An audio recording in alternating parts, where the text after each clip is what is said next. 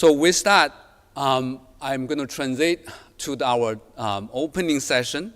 Unfortunately, Congresswoman Debbie Dingell won't be able to join us today, but she sent a video message to us. So I'm going to play the video before we move to our next session. Good morning, everyone. I'm sorry I can't be with you in person today, but I'm grateful for the opportunity to join you virtually. I wanted to start by recognizing all of the important work that the University of Michigan, specifically the Center for Connected and Automated Transportation, is doing to keep Southeast Michigan at the forefront of mobility as it continues to evolve. The future of transportation is here, and you all are leading the way in researching and developing new technologies that are shaping a safer and smarter future for our roadways and commuters. The education, research, and technology sharing that is happening here is helping to develop the tools for our nation that we need to have to address critical transportation challenges, while at the same time preparing for the next generation of leaders in mobility. And as you all know, these efforts are critical to jobs here in Michigan, and as well as for the United States. We have to get this done. We have to figure it out right if we in the United States are to remain the global leader in autonomous vehicle technology and deployment.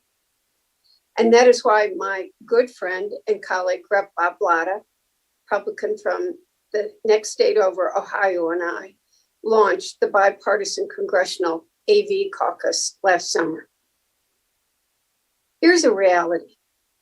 If the United States is going to stay at the forefront of innovation, manufacturing, and safety, we must ensure our nation is engaging all stakeholders, making bold investments, and working across the aisle to get the necessary policies right to support the safe deployment of autonomous vehicles. The caucus will aid us in this effort by providing a space for like-minded members to learn, discuss, and collaborate on all the important issues and opportunities related to autonomous vehicles.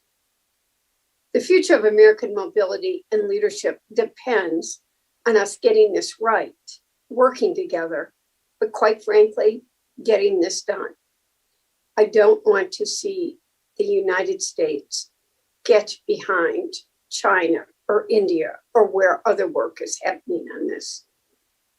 Right now, there is no federal framework, only a patchwork of state and local laws that differ from state to state, and outdated regulations at the federal level.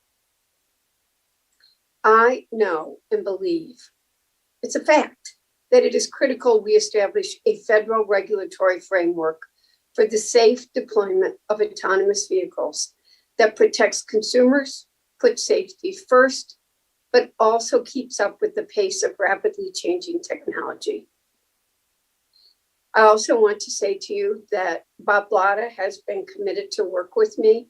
And one of the first things the chair of the E&C committee, Kathy McMorris Rogers, who's my friend, said, let's get a bipartisan bill done. Let's that be one of the big things this committee gets done. So that is one of my goals. Advancing bipartisan legislation remains one of my highest priorities for this Congress, to ensure that we keep manufacturing jobs here in America, remain on the cutting edge of auto innovation and technology, and do not cede leadership to any other nation. Getting that done also means we need to have all the players at the table. We don't want anyone trying to kill this bill. We got to reach that common ground that we get it through the Congress. We cannot wait anymore. We got a bipartisan unanimous bill passed through the Congress 4 years ago. We've got through the House, I should say. The Senate has not been able to get that done. And I'm hoping, working with my other two colleagues, we can get something done that we actually will get through the Congress. I thank everyone here today for your continued dedication to advancing our understanding of connected and autonomous vehicles, and look forward to our continued partnership as we take on these challenges and opportunities.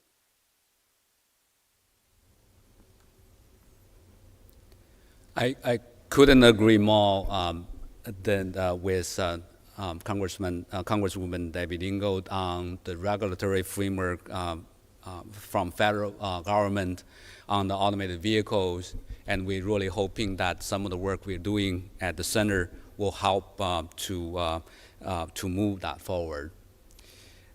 Next, I'm pleased to welcome Kristin White, Chief Operating Officer for the Intelligent Transportation System Society of America. As COO of Ideas America, Kristin serves as oversees policy, advocacy, regulatory affairs, membership, events, education, also the DEI work, and support organization and financial health of the organization as well. Previously, she led the development of Minnesota's Transportation Innovation Program, the Connected and Automated Vehicle Office, the CAVX, served as legal counsel for Minnesota DOT, worked in the city of Minneapolis in civil rights and economic development, and practiced law in the private sector. Her work to champion women in transportation has been recognized by WTS, as she is committed to promoting humble leadership to promote more women and people of color in the industry.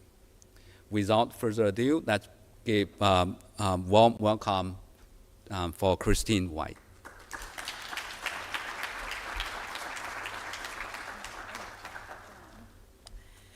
Well, good morning, everyone. Okay, so I come from the Midwest, but South Dakota, which is far west. So when we say good morning, we say good morning. I'm going to try it one more time. Good morning. That's how we do it here. I also was very graciously excited to be here because I come from the other M state, Minnesota. So I think that might have been why I scared off Latta and Dingell from joining me on the stage, because we think we're the U of M. So watch out, folks, we're taking over. But in an effort to show true partnership, you saw Henry announce that the states in this region really are coming together in two collaborative partnership fashions. And that's why I'm really excited to be here, because the Intelligent Transportation Society of America has gone through and is going through a transformational change to talk about the integration of digital infrastructure, autonomy, connectivity. And you see that intersection that Henry showed between academia, government, and research. But there's one voice that's missing, and that is the voice of community. And that's what I want us to think about today in the next few remarks that I'm going to share about some of the work that ITS America and our 5,000 plus strong members are working on in this industry. And so I just want to talk a little bit about our view in this space. First of all, you've heard remarks. We're all here because we're passionate about the future of autonomy.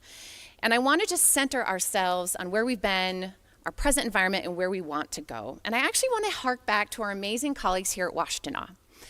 So I too hail from parts of the Midwest that really have been centered on indigenous traditions. And I think we have to honor the fact that right now we are on indigenous Washtenaw and Ojibwe land.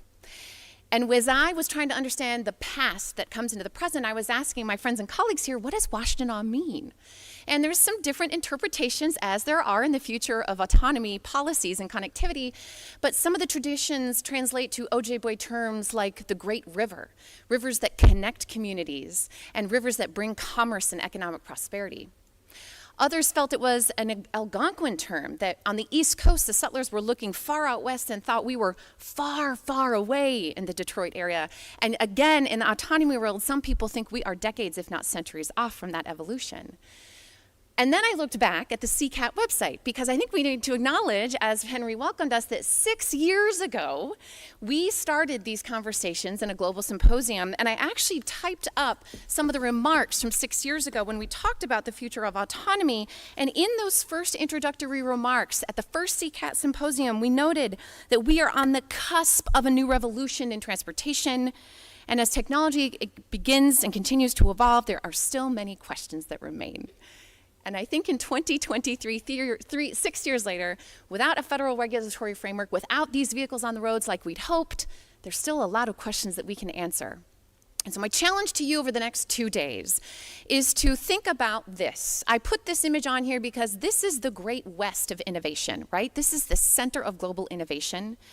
It is far out the horizon on what we can do, but the near-term impacts on connectivity and automation can be here today if we build these collaboratives that we're going to be learning about, if we put the end user at the center of our conversations, and if we bring that fourth stakeholder into our realm, communities, community members, and listen and engage them. And I'm going to talk about what that looks like from ITS America's perspective with our members. But before I get there, I want to also issue a call to action. Jennifer Hamady is a colleague of mine, and for those of you who don't know her, she's the chair of the National Transportation Safety Board.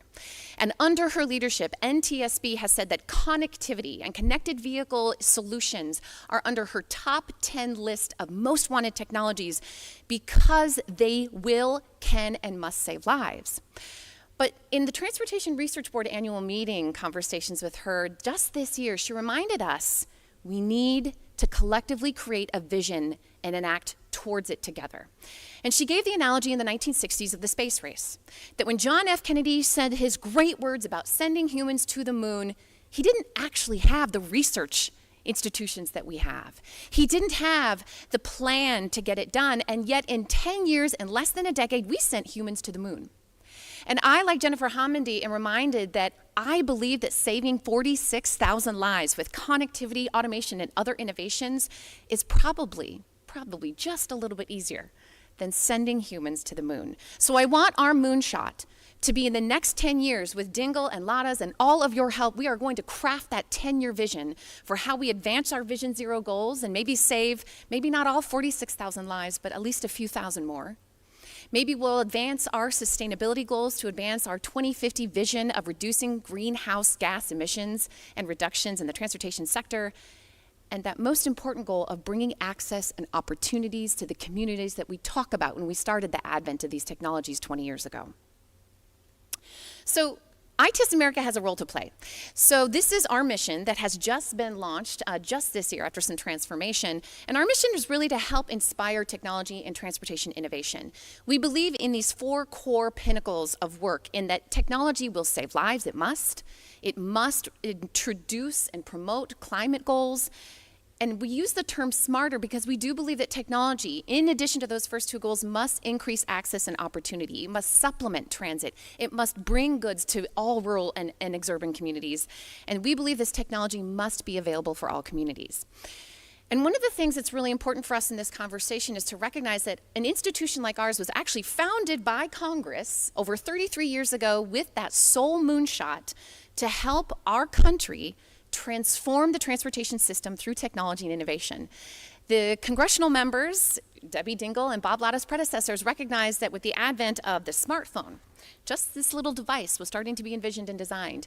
With the creation of GPS and even the internet, or the interwebs, as my kids tell me, is the fact that we are going to see transformations, but we cannot wait 33 years to get them done.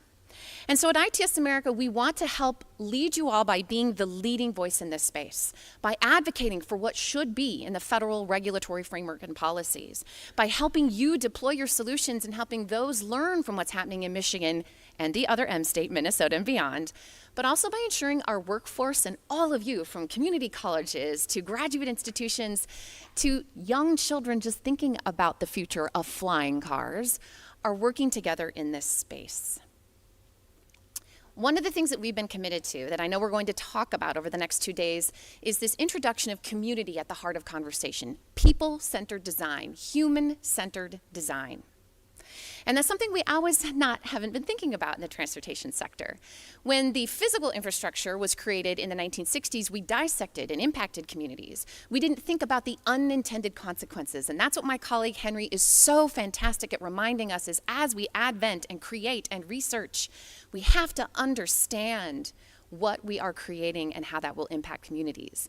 And that is why last year the ITS America Board of Directors, which represents all of those sectors, public, private, academic, and community, created these 6 principles to remind us that as we evolve and innovate technology, it's not to just be cool and creative and new. It's to really understand the outcomes we're trying to achieve.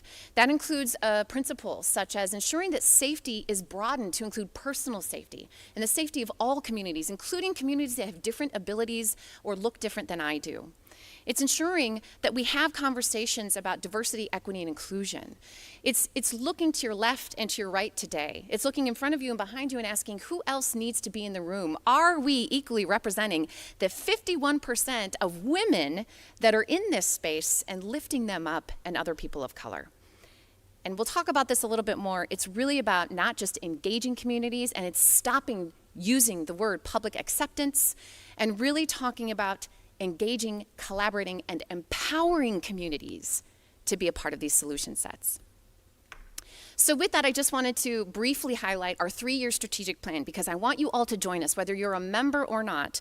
We want to help scale the ITS market, and that is a commitment we are making by 2026. We're drawing our moonshot in the sand, not a 10-year vision, but a 3-year vision. We are going to work with all of you to understand where there are market gaps and how we can help scale your innovations that meet these needs. We know that we need a regulatory framework nationally, and so if Congress is unable to do it due to politics, we are going to do it with all of you, creating a national harmonized framework, and I encourage you to join us at our ITS America Annual Conference, April 24th through 28th. We're going to have workshops where we dive into topics like freight and other automation, and then again in July at the Automated Road Transportation Symposium, we are hosting a forum on how we actually create the minimum viable product for state, local, and federal policy by harmonizing AV and connectivity rules. But lastly, it's about engaging communities. So we're making a commitment to help the technology industry and all of us together understand what it means to share case studies. And while we might be rained out today for just a little bit, and I know that's going to wish us luck, we need to be learning about the demonstrations, pilots, and deployments nationally, scaling them, and helping communities understand the benefits and the risks of these technology innovations. So I want to just briefly then talk about why we're here to talk about connectivity and automation. ITS America has been in this space of at least connectivity for quite some time. Again, we created the ITS architecture to help connect all of these disparate systems. And quite honestly, in places we have failed the industry by not having a moonshot and achieving that connectivity dream. But we've learned from those lessons. And our moonshot this year in 2023 is to help the United States Department of Transportation by the end of the year come up with the National Deployment Plan for Connectivity, the future of connectivity, V2V, V2X, 5G, Edge, Cloud, all of the different connectivity solutions. And I encourage you to join us on April 28th in Grapevine, Texas, where we are hosting a workshop to ask you what needs to be in that deployment plan. That also means that we have to integrate these worlds of physical infrastructure and digital infrastructure. And while that means there's great debate still in the industry about whether or not autonomy needs infrastructure, our owners and operators in the room, and I know some of my colleagues, including Paul was here last night, remind us that we need these redundant systems to ensure safety innovations. That also means, in this third pillar, that with over $1 trillion invested in our physical infrastructure through things like the Infrastructure Investment and Jobs Act, the CHIPS Act for semiconductors, and the Inflation Reduction Act, there are over 40 programs where we can fund what you are doing. But we need to help those programmatic offices and the folks reviewing applications understand what you truly need to ensure that technology investment is scaling and it's easier to get those grants. Now, I'll talk a little bit today about what a national harmonized framework in my closing comments, but I also think it's really important for us to look at the system of systems approach, which is why ITS America is partnering with NASA and the US DOT and other federal agencies to understand as we continue to automate surface transportation, we must think about that connection into the airspace, as it's a very, very tenuous connection when it comes to automation in the air, and we believe that through these systems that CCAT researchers and others are working on, we can help fill those gaps. So as I talk about some of our top 5 priorities in the automation space, I want to go back to one of my colleagues, Mark Friedman, who came from federal government in a program called Results-Based Accountability. He worked for the General Accountability Office, and he looked at different federal programs and asked questions like, was this investment worth it? And in his book, Trying Hard is Not Good Enough, he reminds us that no matter how much research we pour into this work, how much we connect with each other, how much we build collaboratives and talk about legislation, we aren't asking the right question, which is anyone better off? And I put this image up on the screen because back when I was in the other M state, Minnesota, under my watch, we had one of the most horrific traffic fatalities in Minnesota, and this is an image from that fatality. This is an image where if we had had scaled autonomy, 7 lives would have been saved. The time to stop just coming to conferences and it's just continue talking is done. And that is why ITIS America is going to introduce 5 of our principles in our work from the Transportation Research Board over the last year, where we've been convening industry, academia, government, and community to have conversations on what really needs to happen. And it's a lot. But we're going to start with number 1, which is bold leadership. Now, Ms. Debbie Dingell introduced us perfectly here. We need leadership from all members of all sectors to help ensure that we have a national regulatory framework to scale autonomy. But in one of our most recent conversations in Washington, D.C. with federal leaders, they said, well, isn't it okay that states and locals are coming up with their own policies? In fact, we should get out of this space and allow you all to lead. And some of the direct quotations from some of those members in the audience said things like, that is abdicating your leadership. You have an obligation to set federal policy. We need to focus on what you can do to convene us so that states and locals are not on our own. We have an obligation to ensure we are working with our congressional members to ask them to get this work done now. And in that absence, we must continue the work that ITIS America, TRB, and researchers across the world are doing to harmonize these federal frameworks to develop strategy together. The second, and I want to echo one of my colleagues that's in this crowd, is we are reminded we need regulatory humility. And I love this comment from my good friend who shall go unnamed, who has been in this space on both sides as a regulator and an innovator in the private sector, because we don't always know what a regulator is tasked to do, whether it's at the local, state, or national level. NHTSA has a really hard job, everyone, and we love to criticize, but what we need to do is be humble about acknowledging that we have to do more on safety metrics. We have to prove out the safety case because it took a long time just to require seatbelts. It will take longer to require automation if we don't humbly come to the table with regulators. And so too, industry needs to be accountable about that work. We haven't scaled autonomy in every use case. We haven't scaled connectivity in every region of the country and globe. And so we need to be honest about the limitations of technology. And the more honest we can be, the more we can come up with policy and research and other frameworks to really scale these innovations. At least that's our moonshot. The fourth lesson that we learned that we want to advocate for in these joint forums from the past year and a half is meaningful engagement. And I want to take a moment here to talk about this term we too often use, which is called public acceptance. And when I hear that as someone who came from the policy side and someone who's been in community meetings, and I want to actually ask a raise of hands, who of us in this room has been in a public engagement meeting for a transportation project? Keep your hand raised if you have been yelled at in one of those meetings, right? These are unfun conversations, but they are conversations we have to be willing to have with every member of our public. Because it's not just about doing what I'm doing, which is just spouting out words at you, informing you, or arguably not informing you. It's not just about engaging them, because that's just a transactional relationship. What it really is, according to the International Association for Public Participation, is this IAP2 model of public engagement where the highest level of engagement is empowering these communities to design the solutions with us. And we're going to have presentations this week. There's some thought leaders here in this room that will share what that means to them. Whether it's Grand Rapids, Minnesota, or Michigan, or Phoenix in Arizona, there are excellent examples of engaging communities and giving them power to help create these products and asking them, what transportation challenge do you face and how can technology like connectivity and automation solve that? And lastly, we really need to broaden our understanding of safety and public trust. Now, in our conversations with these 4 sectors of industry, academia, community, private sector, and government, over the past year and a half, we had some very robust conversations about the safety case and what safety means. And consumer advocates remind us that not every American is going to a car lot and making a decision to purchase a new car based on the safety analysis, on the NCAP rules, on the FMVSS. They might be asking things like, can I fit my 2 children in the back? Can I take my groceries with? Can I go and recreate with this vehicle? Is this a sustainable electric vehicle?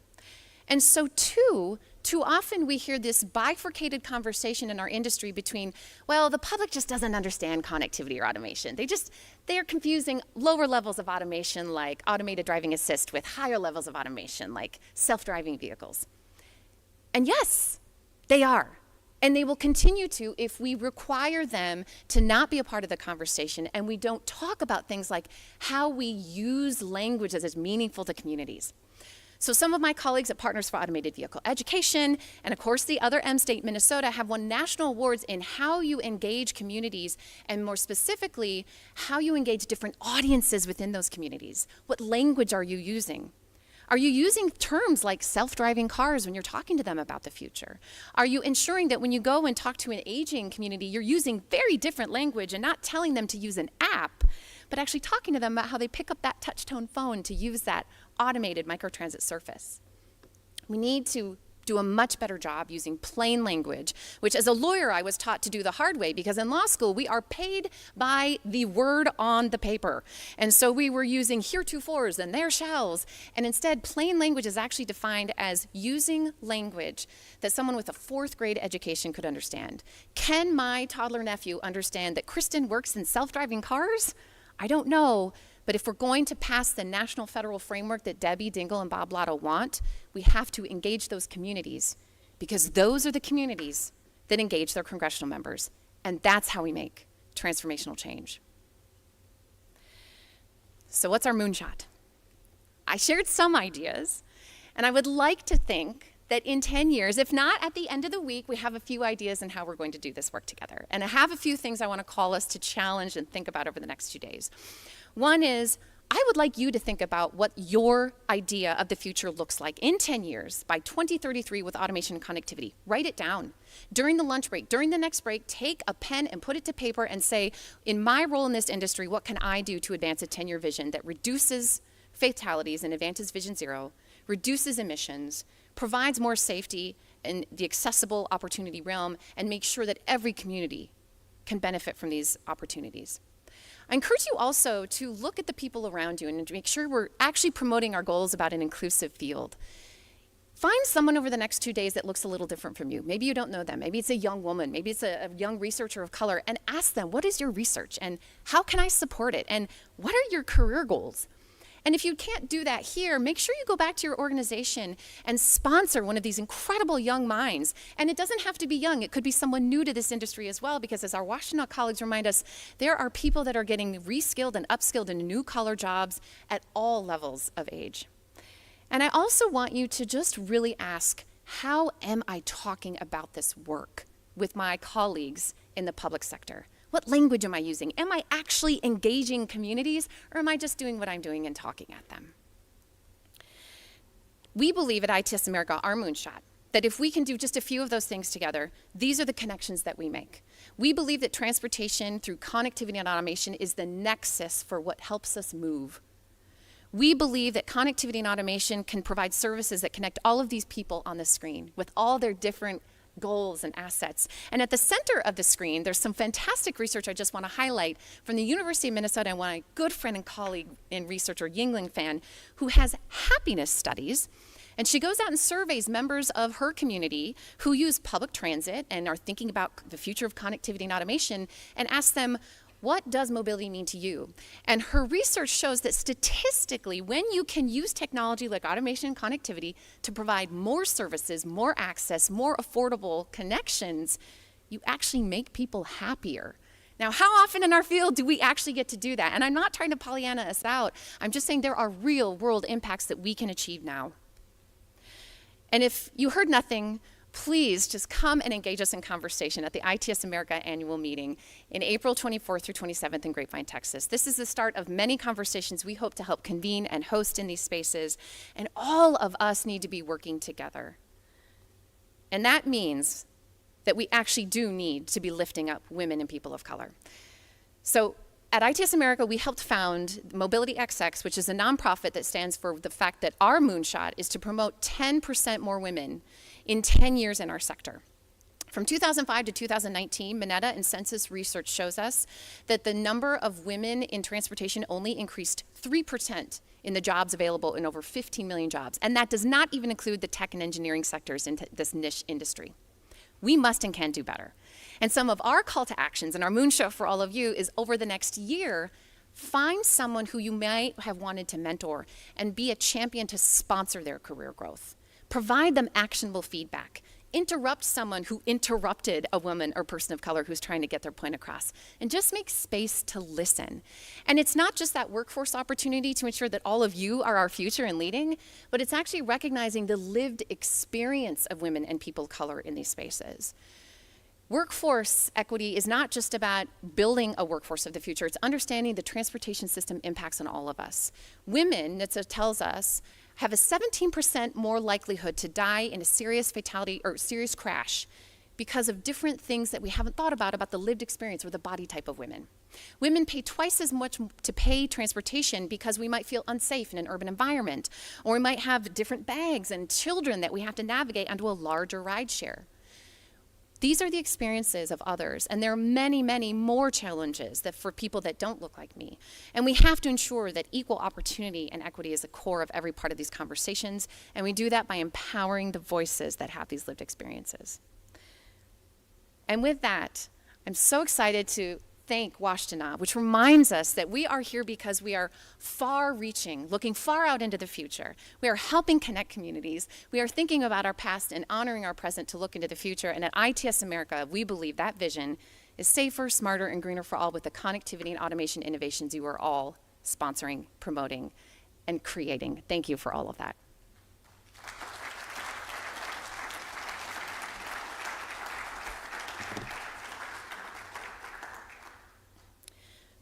So Calvin gives, you guys, you are not done with me. We either get a break or we wanted to open it up for questions since I am the only one on stage, since Debbie Dingell and Bob Latta are right now furiously writing our new future AV legislation. And one of the things we wanted to do was open up a tool that we use when we are engaging the communities, which is Mentimeter. For those of you who don't use this, this is a wonderful engagement tool. We use this in a lot of our public settings to get feedback from the public. And so what you can do is go into this website and you're going to enter menti.com on your smartphone or on your browser. I see some laptops up, and I'm not getting off the stage, y'all, until we have at least 2 questions. It's not letting us see them unless you're logged in. Oh, okay. Let me do this.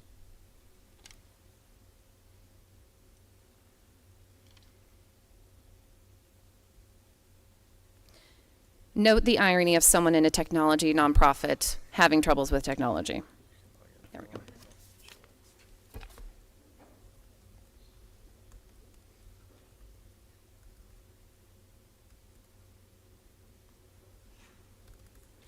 Otherwise, we could just have people.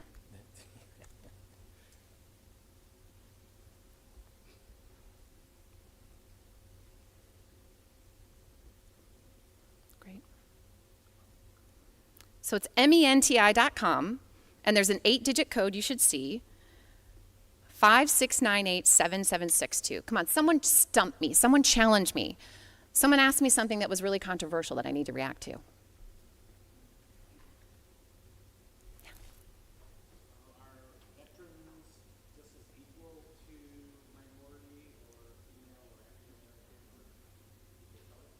There's actually, I appreciate that question. So for those that couldn't hear it, the question was about how we're including veterans in these spaces. And there's actually some really, really phenomenal pilots across the country that ensuring that we're giving more opportunity and access to veterans. There's actually some research out of Carnegie Mellon University about both skilling them in micro certifications and allowing veterans to be building some of these solutions in connectivity and automation. And I won't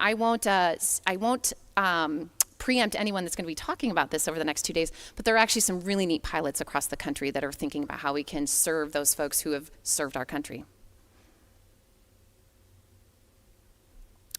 What, in your opinion, is the lowest hanging fruit to gain more deployment in suburban areas at scale? Okay, now this is a really stump. There's going to be a panel, I know, later on that I would love to actually answer this question.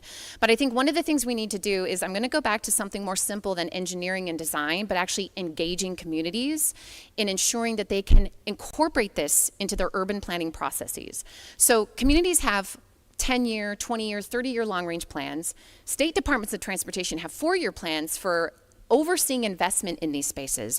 And if we really want to see scaled autonomy and connectivity, we need to ensure that we're actually integrating it into our plans. And so I would argue, host some of these community workshops, talk to them about how they integrate connectivity and automation in their plans, and most importantly, ask them, using design thinking approaches, what are some of the most immediate near-term transportation barriers that you face, and how can connectivity and automation overcome those? You're going to hear a little bit more about some of the panels today on how there's some really cool pilots and deployments across the country that have looked in this space, so I don't, again, want to preempt some of those great remarks. What are our plans for cybersecurity and AVs and EVs? Well, again, my colleague Faye and Otto ISAC is here, so I'm not going to preempt. You should be looking at what NIST, Otto ISAC, and other sectors are looking at as far as developing cybersecurity standards. There's been some great work recently, everyone, over the last 2 months. NIST has updated their cybersecurity standards to look in some of these spaces, especially as we are electrifying America and connecting charging stations. But ITS America, in our 20 different technology portfolios, we do much more work than just connectivity and automation. We actually have a cybersecurity working group that is working with SAE, NIST, and the U.S. Department of Transportation to understand how you take those very high-level standards and integrate them into some of the back-end systems for integrating, for example, digital infrastructure and technology. Great question. How is ITS America supporting research and workforce development at the universities? Another great question. So one of the core pillars of our membership are the university transportation centers. And I really want to thank Henry Liu is actually on our board of directors at ITS America, as are several other academic institutions to help guide us and make sure that UTCs and also importantly, non-UTCs. So, community colleges and other universities that are in this space are getting funding and support. So we do things like student days where we engage students all across the country to help them learn about this amazing future. But one of the things we've learned in our past 5 years of research is that, especially for young women or people of color, they're making decisions about their career path as early as 5th grade. So one of the things we're looking at over the next 3 years is how some of those earlier education programs need to start thinking about technology and innovation. What policy would you like to see to increase adoption of autonomy solutions? Well, I'm going to give a little hint about why some of my colleagues weren't actually here today. One of the leaked proposals of the automated vehicle legislation that came out just last month from some of the staff in the House actually prohibited the use of autonomy for transit. And that is actually one of the most exciting use cases about the future of autonomy in giving opportunity to more communities. And so one of the things we would like to see is a more robust conversation across aisles to ensure that all of these use cases, whether it's freight, whether it's transit, whether it's even air autonomy, which is still something we need to think about, whether they're actually meeting the needs. And a couple of the things that we know have been challenge that we've been working on at ITS America is we've been working closely with labor, Teamsters, the Transportation Trades Department, which oversees all transit operators. And just last month, we signed a joint letter with labor to say that labor is actually at the table at the national level. They recognize innovation is coming, and they know they cannot be in the way, but they just want the unions to be a part of the conversation, to be consulted in collective bargaining agreements. And so we think one of those is a key opportunity to spend some of that federal funding to help organizations like yours and public agencies and transit operators consult with the labor markets. Is authentication important in autonomy? I'm going to sidestep that one, y'all. I am a lawyer who knows when I should not answer something that is beyond my pay grade. But I think that is a conversation when we go back to my comments about regulatory humility, safety metrics, and really understanding the safety case. I think that's a conversation we need to have, and we will continue having it if you join us in our joint TRB Automated Vehicle Shared Mobility Forums with ITS America. And how about the last one, Calvin? What is the most interesting CAV research project that you've heard about or interacted with recently? Well, I'm going to take my last minute and a half, and I'm sorry that May Mobility, I'm going to talk, Daisy, about your wonderful project. She's going to talk about this in much more detail. Right before I left the state of Minnesota, we had this pleasure to help my friend Myrna Peterson, who is 70 years old and who is a quadriplegic, who for 22 years has been demanding that her rural bold North Minnesota cold winter climate gets autonomy because it cost her $75 per trip just to go to, she gave the example of her granddaughter's birthday. Myrna deserves better. And so we worked in a partnership with May Mobility, VIA, and over 13 partners across the state, including coding camps, colleges and community colleges, universities, community nonprofits, and artists and authors to create a project where we have over, I'm not going to say how many stops, Daisy will talk about it, dozens and dozens of on-demand stops so that Myrna and people like her who need and deserve so much better than what we're giving them have the opportunity to affordably get to their home, to the doctor, and to go see their granddaughter's birthday. So that is one of the most fun projects I have been a participant on. It's wonderful to see it grow and flourish, and there need to be more projects like that. With that, everyone, thank you for listening to me wax on. Thank you for being innovators. Thank you for making our future safer, greener, and smarter for all. Cheers.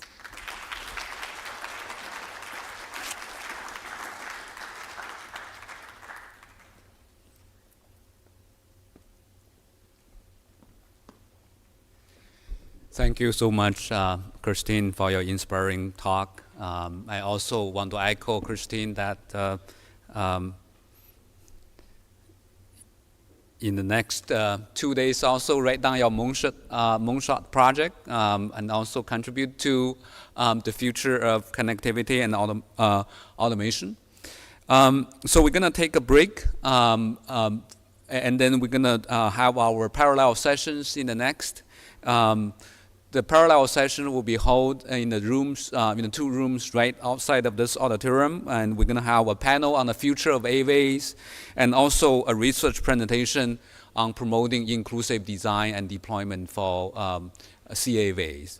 And so with that, let's conclude the opening session for the symposium. Thank you.